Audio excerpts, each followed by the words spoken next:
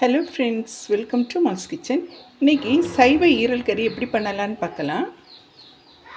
பாசிப்பயிறு ஒரு கப் எடுத்துக்கோங்க, கடலைப்பருப்பு ஒரு கப் எடுத்துக்கோங்க. ரெண்டையும் சம அளவு எடுத்துக்கோங்க. இதை நம்ம ஒன்று போல் சேர்த்து நல்லா காய வச்சுட்டு நம்ம மிக்சியில் பொடிச்சோன்னா பொடி வராது, நம்ம மிஷினில் கொடுத்து பொடிச்சிக்கலாம். கடலைப்பருப்பையும் பாசிப்பயிரையும் நல்லா இதில் காய வச்சு எடுத்துக்கோங்க. வெயிலில் ஒரு நாள் காய வச்சுட்டு மிஷினில் கொடுத்து நீங்கள் திரித்து எடுத்துக்கோங்க. அப்போ தான் ரொம்ப நாள் கெடாமல் இருக்கும். கடலைப்பருப்பையும் பாசிப்பயிரையும் இப்படி மைய அரைச்சி எடுத்துக்கோங்க. பாருங்கள், பிறுபிறுன்னு அரைக்காமல் நல்ல பவுடராக அரைச்சி எடுத்துக்கோங்க. இதில் 4 ஸ்பூன் ஒரு பவுலில் சேர்த்துக்கலாம்.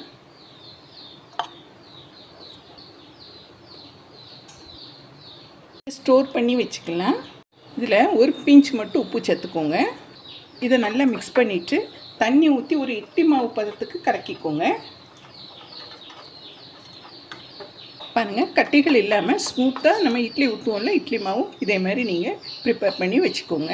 இதை தனியாக எடுத்து வச்சிடலாம். ஒரு மிக்ஸி பவுல் எடுத்துக்கோங்க. இதில் 1 ஸ்பூன் மல்லி சேர்த்துக்கோங்க.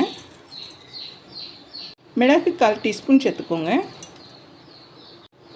ஜீரகம் 1/2 டீஸ்பூன், பெருஞ்சீரகம் 1/2 டீஸ்பூன் சேர்த்துக்கலாம். ஒரு ஸ்டார் பூ, 2 ஏலக்காய், கிராம்பு 3 சேர்த்துக்கலாம். பட்டை ஒரு சின்ன துண்டு சேர்த்துக்கோங்க. இவ்வளோத்தையும் நம்ம பவுடராக மிக்சியில் அரைச்சி எடுத்துக்கலாம். ஃப்ரை பண்ண வேண்டாம். ஸ்டவ்வில் ஒரு இட்லி பாத்திரம் வச்சுக்கோங்க.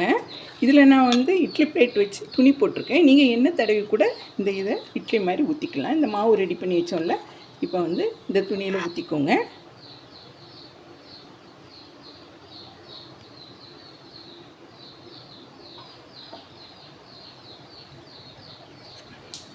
இப்போ இதை மூடி வச்சு ஒரு 7 நிமிஷம் வேக வச்சு எடுத்துக்கோங்க.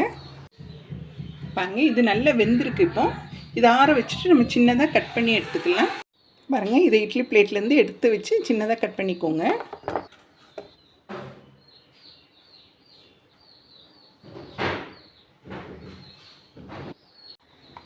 இதை இப்போ சின்ன பீஸாக கட் பண்ணிக்கோங்க. இது நமக்கு ஹார்டாக தான் இருக்கும்.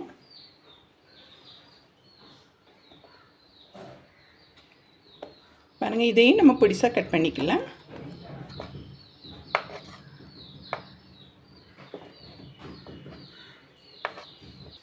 இதே மாதிரி எல்லாமே கட் பண்ணிக்கலாம். இந்த சைஸில் கட் பண்ணி எடுத்துக்கலாம். ஸ்டவ்வில் எண்ணெய் வச்சுக்கோங்க. மீடியம் ஹீட்டில் இருக்கட்டும். நம்ம இதை பொரித்து எடுத்துக்கலாம்.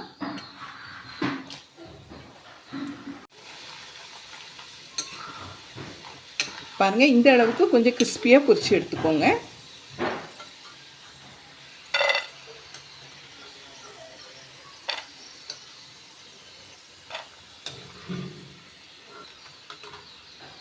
ஸ்டவ்வில் ஒரு பேன் வச்சுக்கோங்க. இதில் 3 ஸ்பூன் எண்ணெய் சேர்த்துக்கோங்க. வெங்காயம் இப்படி பொடிசாக கட் பண்ணி சேர்த்து நல்லா ஃப்ரை பண்ணி விட்டுக்கோங்க. வெங்காயத்தை கொஞ்சம் ப்ரௌனாக வதக்கி எடுத்துக்கோங்க. கூட 2 பச்சை மிளகாவும் புதினாவும் சேர்த்துக்கோங்க.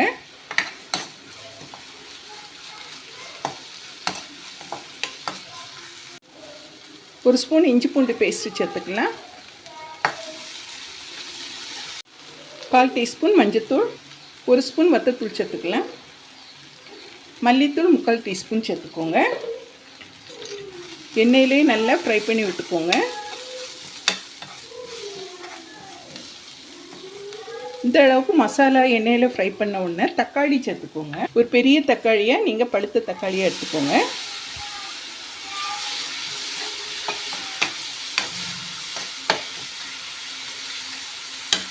பாருங்கள், தக்காளி இந்த அளவுக்கு நல்லா மசிஞ்ச உடனே இதில் 1/4 டம்ளர் தண்ணி சேர்த்துக்கோங்க.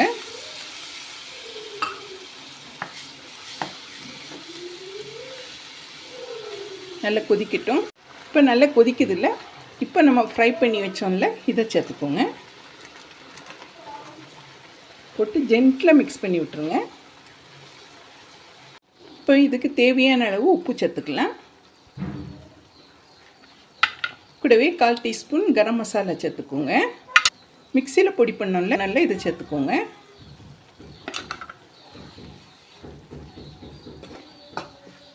இது கறி சுவையில் சூப்பராக இருக்கும். நீங்கள் கறி எடுக்காதனால இதே மாதிரி நீங்கள் சைவ ஈரல் செஞ்சு சாப்பிடுங்க. நம்ம மசாலா நம்ம ஃப்ரை பண்ணலை, சும்மா தான் நம்ம மிக்சியில் அரைச்சோம், அதனால் ஒரு நிமிஷம் கொதிக்க விடுங்க. லாஸ்ட்டாக மல்லிக்கீரை போட்டு இறக்கிடலாம். பாருங்கள், சுவையான சைவ ஈரல் கிரேவி நமக்கு ரெடியாக இருக்குது. பாருங்கள், இது நமக்கு நல்ல சாஃப்டாக இருக்கும். ஈரல் மாதிரி நல்ல சாஃப்டாக இருக்கும், பஞ்சு போல் இருக்கும். பாருங்கள்,